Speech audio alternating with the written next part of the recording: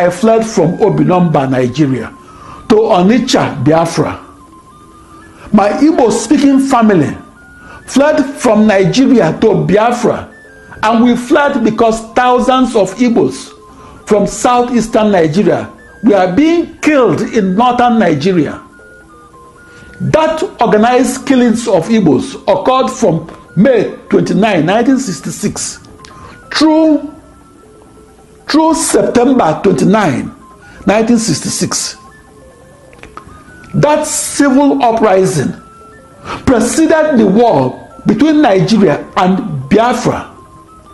That war began on July 6, 1967 and ended on January 15, 1970. 1 in 15 Biafrans died during that 30-month-long war.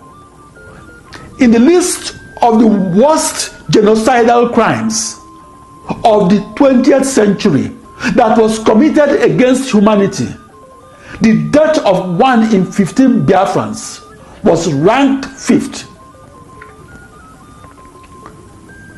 In the evening of March 21, 1968, the day my hometown of Onitsha was captured by Nigerian soldiers, we fled on foot and fled from 14 Mba Road, Onitsha, Biafra, to Merchants of Light School, Oba, Biafra.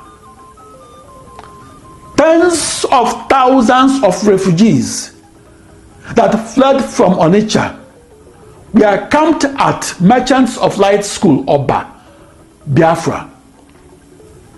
At about 6 o'clock of the following morning of March 22, 1968, we were alerted by fleeing refugees that advancing Nigerian soldiers had captured Onitsha and might capture our refugee. Hello Biafrans and lovers of freedom.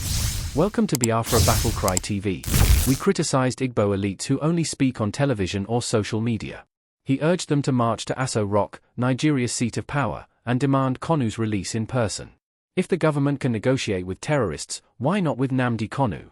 He referenced past amnesty and dialogue efforts with Boko Haram and bandits, contrasting it with the continued detention of Kanu despite multiple court rulings in his favor. #free Nnamdi Kanu now.